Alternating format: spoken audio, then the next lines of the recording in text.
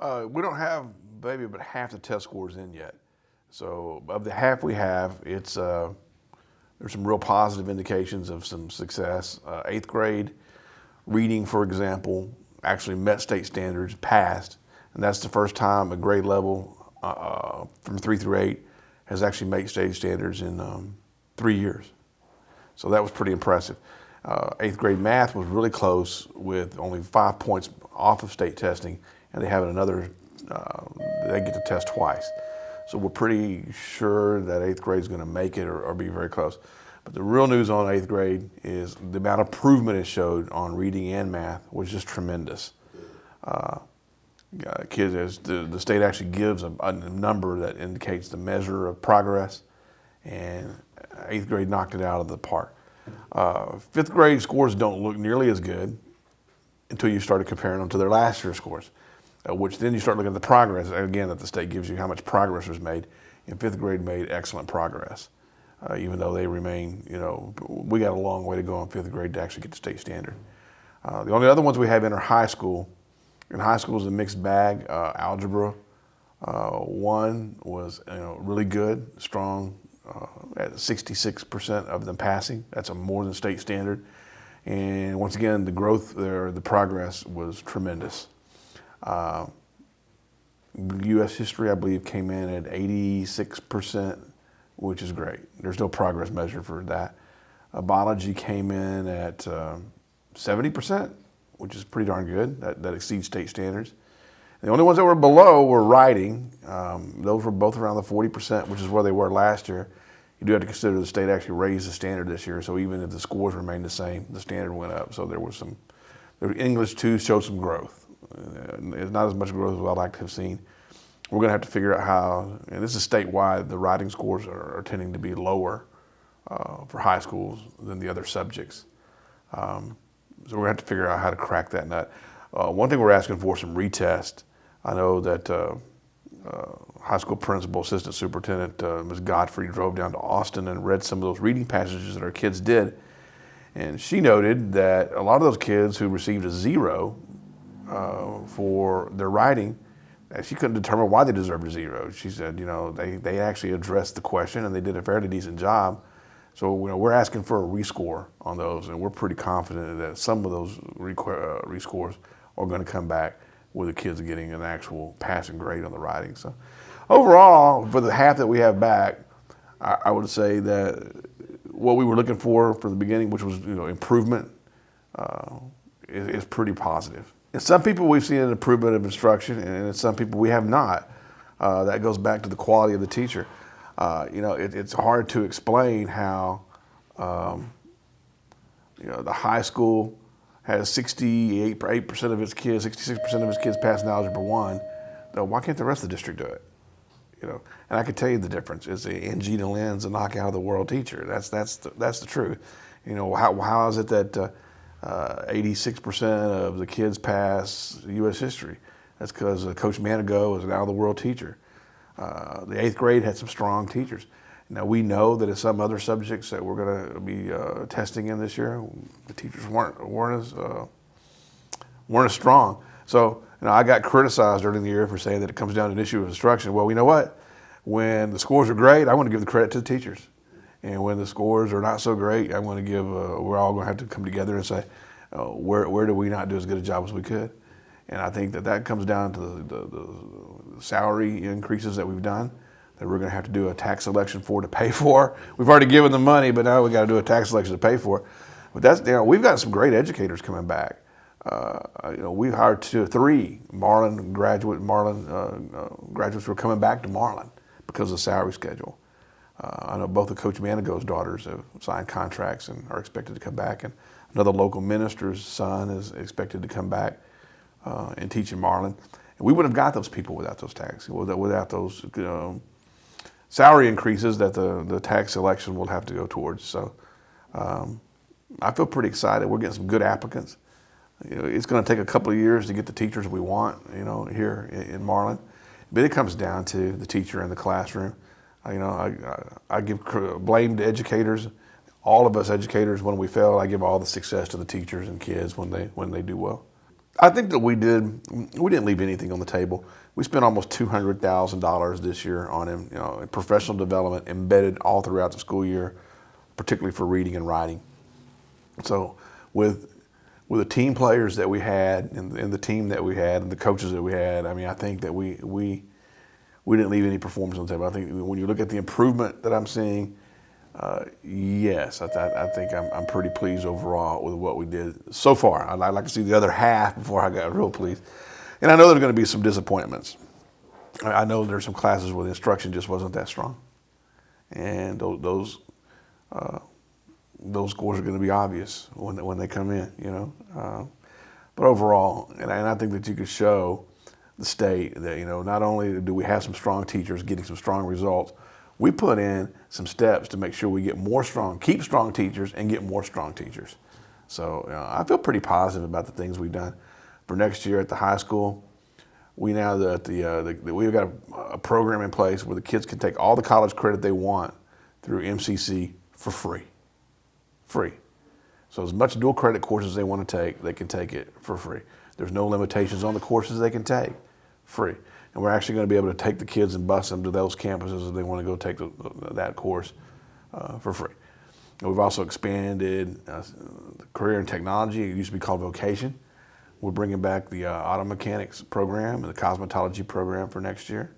So I feel pretty excited. I'm going to try to get Marlin ISD Police Department going back again, which will help us, not only on campus safety and security, but also with the DARE program, the drug resistance program for elementary campuses. We can start teaching that again.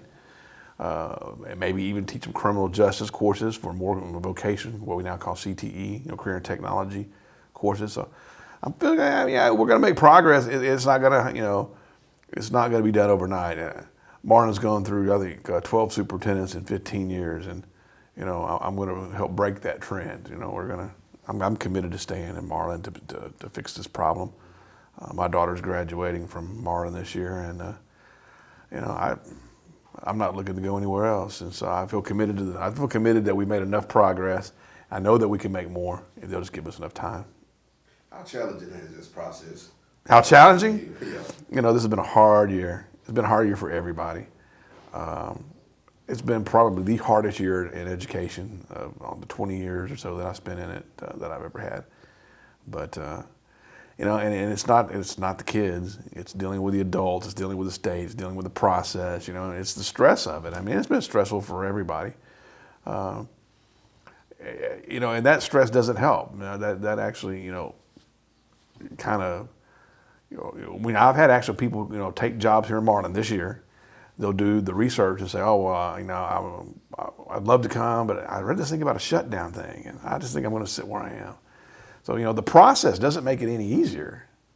You got a great teacher, they take the job, they sign the contract, and they say, oh, I don't know about that. I don't know if I want to come to Marlin. So that's one of the factors that's making it really, really hard.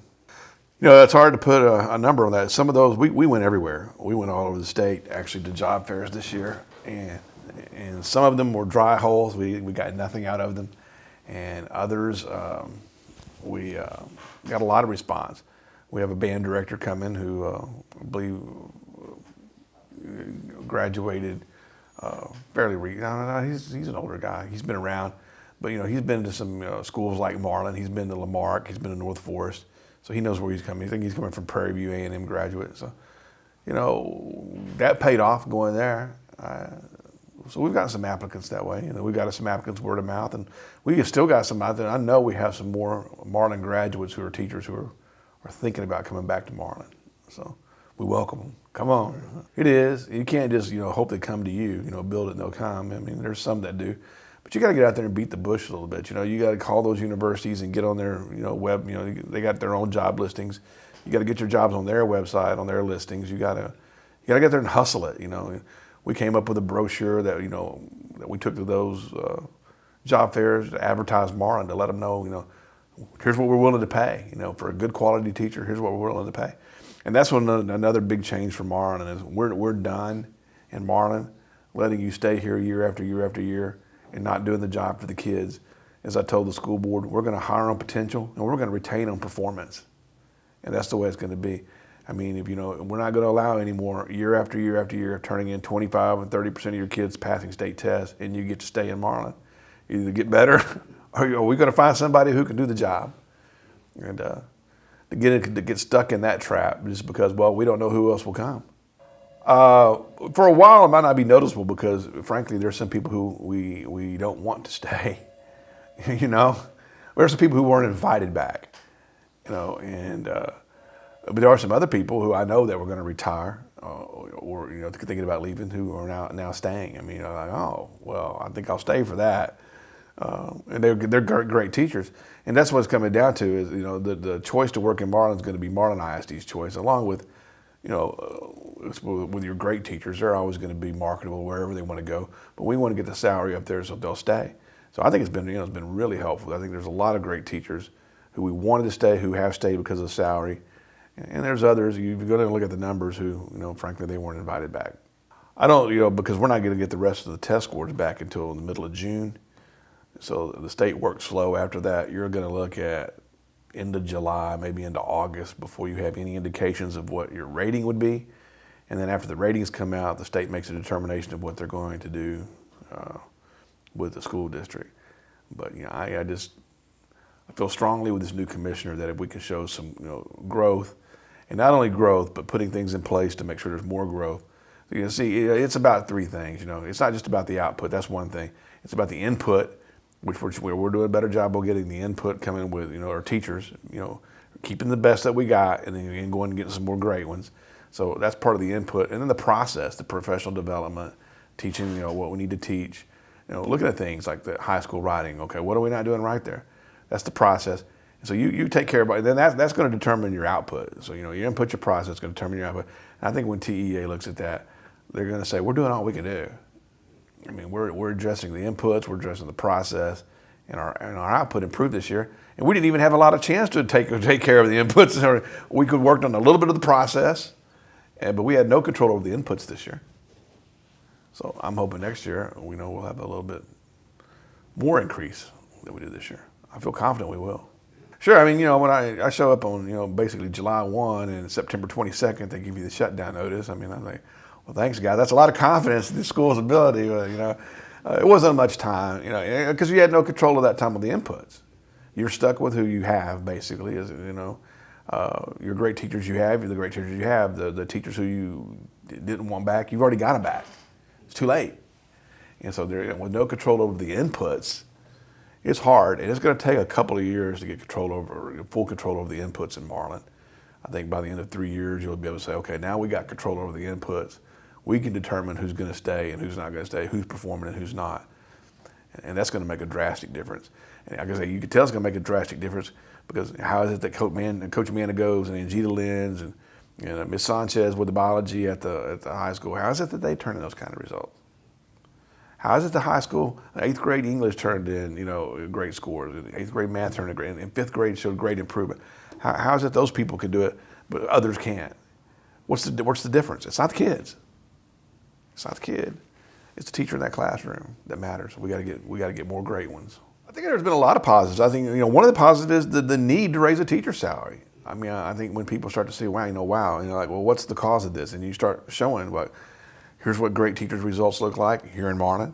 Here's what not so great teachers look like result here in Marlin.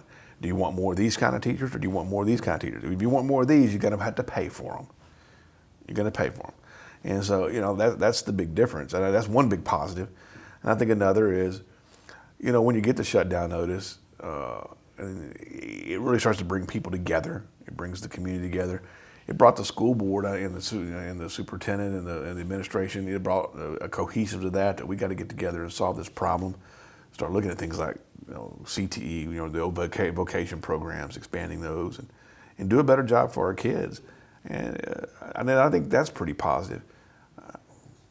And I think the teachers starting to realize that they've got to take ownership. It's no longer, they say no excuses universities. Well, there's no excuses for the adults. It's not just for the kids, no excuses. It's the adults, no excuses. We're getting paid. We're going to be paid well next year. And the expectation is we're going to do the job for the children of Marlin. And if we don't, then it's going to start to get like a football team around here. You know, if you're on NFL and you're not performing, you know what happens, right? You know, I mean, they call them doing first string and second string and third string for a reason. I mean, you know, and I kind of feel that way. We got to get performance based in Marlin, and not just, oh well, this person's willing to come and teach here. Are they willing to come and teach here and get, you know, do a great job for the kids of Marlin? I didn't know, and I'm still kind of, I don't know. I mean, I knew, okay, we got the reprieve. I suspected we would from the beginning. You know, I know I told several people that. Probably told you that. I had thought our odds of getting it were real good. On the other hand, when I saw the terms of the "I will keep you owed" agreement, you know, we're going to keep you open agreement, they're draconian. I mean, they're absolutely draconian. They're, as it reads, almost, you know, they're not impossible, but, you know, almost impossible to meet. You know, basically, you have to meet state standards this year, all of it, 100%. You know, or we'll shut you down. Now, the new commissioner feels a little differently about that. You know, he shows sufficient growth. You know, then he said I would have to take that into consideration. But the last commissioner, Commissioner Williams, no. That reprieve that we got was, I mean, it was like I say, it was draconian. It was, you know, you better jump the bar, and if you don't, that's it. So, one, I think we got a chance of actually jumping the bar this year and actually meeting state standard. I do. I don't think the chance was ever zero, and it's better than I thought it was. At the time, when you asked me that question, which that was back in November, right? Looking at instructional quality, because I told you we've done about $200,000 into professional development for our teachers for reading and writing, right? And it made a difference, made a big difference. So you had to ask me that in November, I'd say there's no way we meet state standards. If you asked me that in April, I would have said, there's actually an instruction to prove that much. I mean, there's actually a chance now, you know? Because I mean, we're really thinking third grade and seventh grade are going to come back pretty strong. There was some, why? There was some really strong instruction, you know, really strong teaching going on in those classrooms, and so we feel pretty good about, you know, some of those other grade levels are going to do really well. So really, if not meet state standard, absolutely show some real strong improvement. Which that's one way to meet state standards, to show strong improvement. So stick with us. This tax selection is going to be important. I can't tell you how to vote. I can tell you that we've already spent the money, and it's all, you know, pretty much going to teacher salaries, and it's for you to determine if that's a worthwhile cause or not. But we're going to start early voting on August 10th. Actual election day will be August 27th, and we will be having some town hall meetings throughout July to get you more information on that. The neat thing about it is, yes, it raises taxes locally, but most of the money that we get comes from the state. So for every dollar we raise here locally, we get like $2 from the state.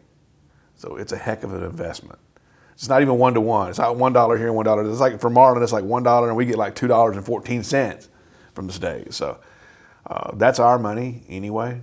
That tax money from the state, that money came from the businesses right here in Marlin, and gas taxes and whatnot. And so, you know, if we don't get that money back by raising taxes slightly here on the property taxes to get our money back from the state taxes, then the state's going to keep that money. They're going to do what they want to with it.